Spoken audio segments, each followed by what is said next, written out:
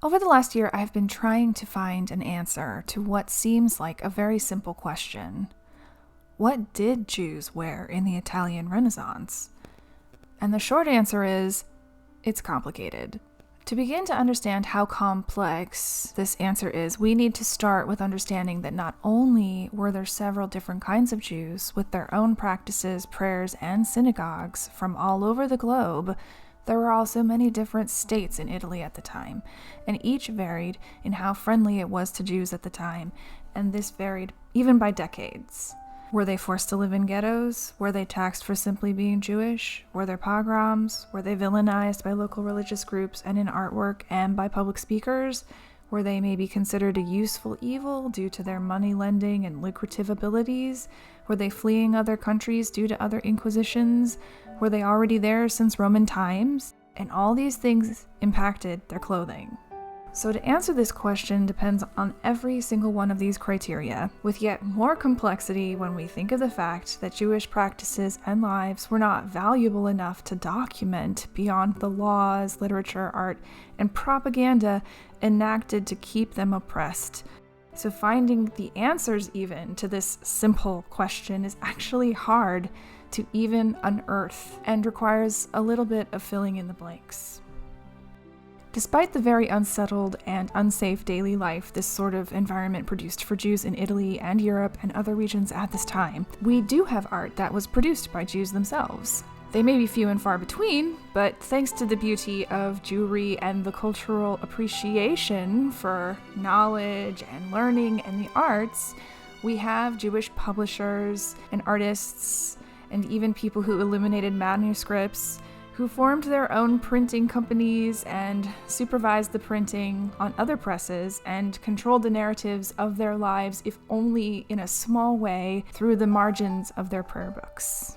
One such book, published in 1560, was the Mantua Haggadah. The Haggadah is a special book for the celebration of Passover, and in it you will find the full ceremony and the story of celebrating the Jewish liberation from Egyptian slavery. Yes, I know Passover is not even happening right now, and I'm publishing this around Hanukkah, but the beauty of this book is that it shows us images of Jews in daily life at the time, and what we find is that mostly they wore that all the time, just like we do now. It took me a long time to even realize perhaps that these texts existed, so out of the blue I searched for 16th century Italian Haggadah, and oh my gosh, I was rewarded by this text. These are Jews of the time making matzah. They are wearing what many people wore at the time, satanas and jabone, dresses and doublets, essentially showing that these Jews, whether newly migrated from Europe or the Levant, or perhaps descended from ancient Roman Jews,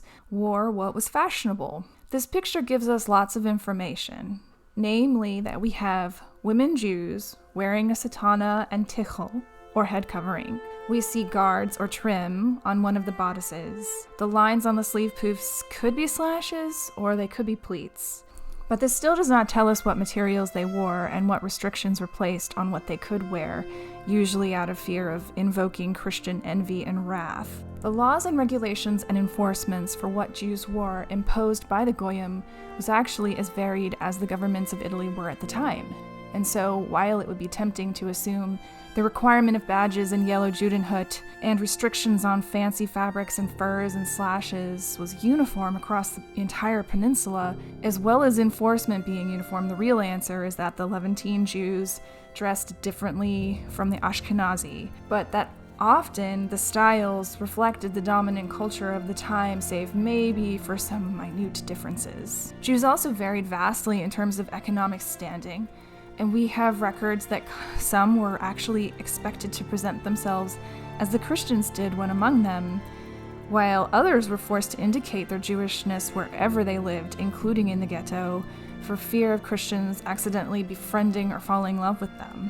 We also have records that some wealthy families, or favored artists, or poets, or musicians, and tutors to nobility were able to use their money or social clout to persuade rulers to leave behind their edicts for a little bit and ignore the Pope for maybe a little bit.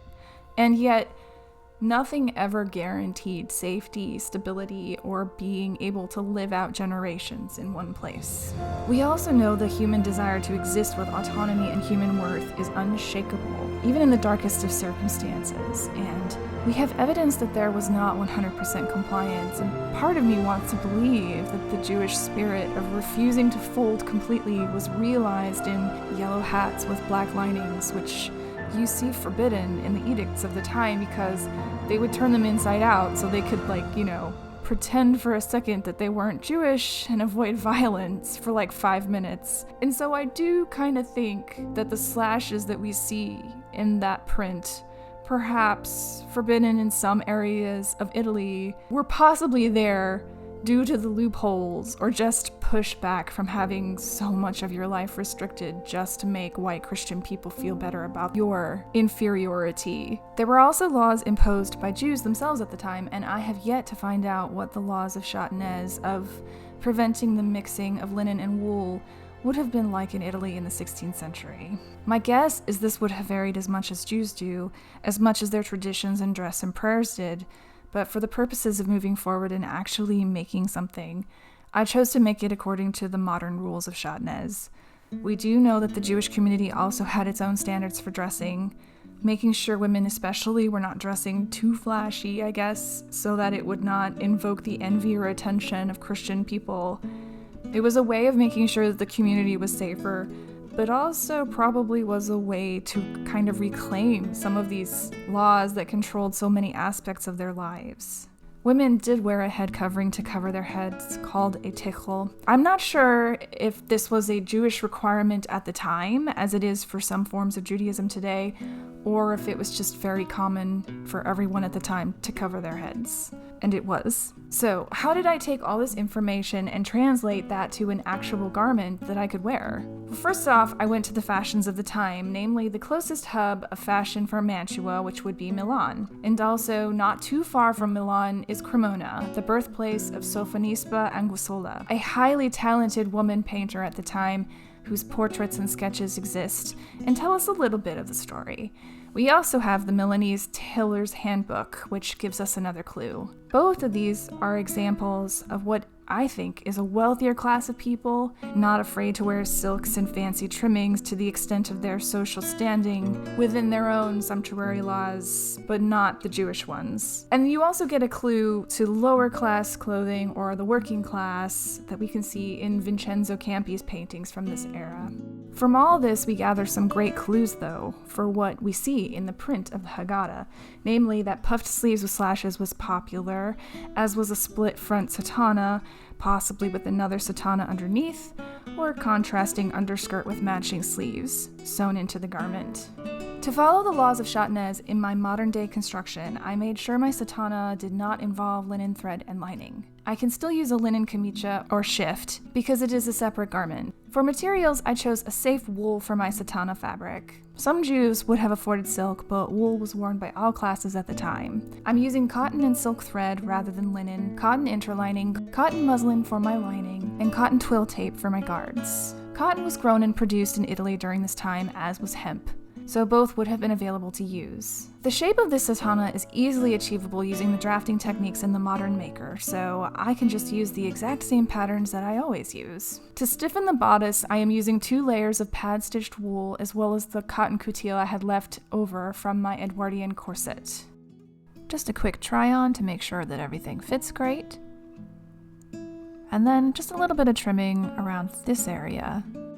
The exterior wool is cut larger than the interlining, then wrapped around the interlining using a whip stitch. I use some large basting stitches just to keep everything in place while I do this.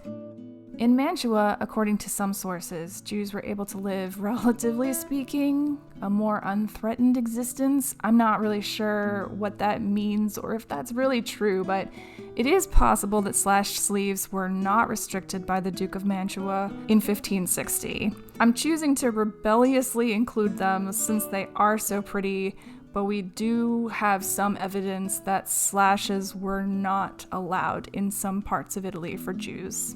The skirt of the sotana is hemmed with facing, and then every gather is whipped to the bodice, and then all that's left is to line the bodice with cotton muslin. But before doing that, I had to install my hook and eye tape. Don't judge. Then the fun part. This garment really came to life when I started adding the trim. I don't have a lot of footage of me actually constructing the underskirt, but here is some hemming goodness for you all to see. And then it was time to get dressed. Linen was still the best thing available for shifts, and a much easier layer to keep clean and wash frequently. I'm using the one I made for my working class garments. It's decorated with silk black work, probably a little fancy for, say, a working or middle class woman, but why not? It's Hanukkah after all, right? My stockings are cotton, but would have been wool or linen depending on the season. The partlet was another method of staying warm and would have been made from linen as well, although the wealthier classes could afford silk and lace. The women in the print are not wearing one, but probably more because of the burning hot oven they're working near to make their matzah. Because it's actually cold during this time of year, I'm using one. Another element to keep women warm was an underskirt. I'm using this one I made from a beautiful blue wool serge from Burnley and Trowbridge. For construction, since we don't have a lot of evidence of how skirts would have been closed at the time, I'm using the half-front, half-back method popular in the 18th century. It's just a really nice way to get a good fit no matter your size and makes a lot of sense. For the satana itself, I closed it with hooks and eyes, a common method at the time, and yes, we have evidence of hooks and eyes from this time.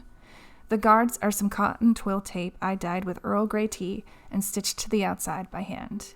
This lovely green wool flannel is also from Burnley and Trowbridge. The final step would be the tichel or the headscarf. This could be a coif or specifically a sewn cap to cover the head, which we see in an example of Working Class Women by Vincenzo Campi, and we also have examples of squares of cloth also used to cover the head of many people, not just Jews from this time. But I wanted a chance to practice tying the tichel, so here is my attempt to tie it from a square of cotton I had on hand, and shout out to Rapunzel for their videos. I chose to leave some of the hair in the front out since this is what is going on in the print.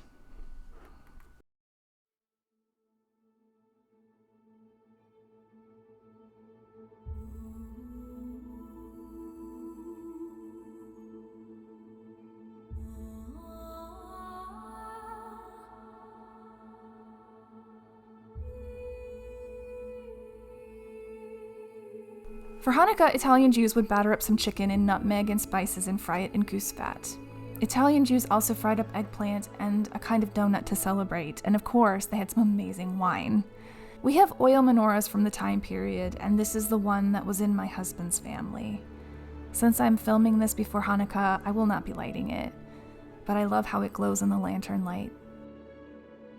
Hanukkah itself is a story about reclaiming your identity in the face of the ever-increasing pressures of modern society for you to assimilate. It's about Jewish pride in the face of real pushback to erase you or keep you from openly practicing your faith and culture because for whatever reason you don't fit into the dominant ideas of what is good and proper.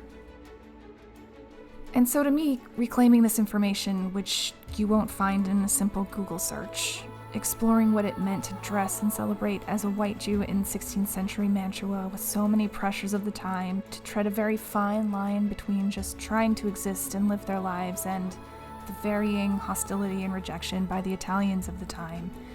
It fits into this idea. It's a reminder that even when it was difficult to be openly Jewish, the human spirit could not be extinguished. Happy Hanukkah, my friends, and I hope you find your light in the darkness. I hope this season reminds you that the true gifts are knowing and embracing who you truly are, holding your friends, your chosen family, and your fur babies close, that boundaries are a blessing, and that your light deserves to shine. Also, if you liked this deep dive into Jewish Italian life, you may also like my video on Jewish tailors in the Renaissance. Shalom!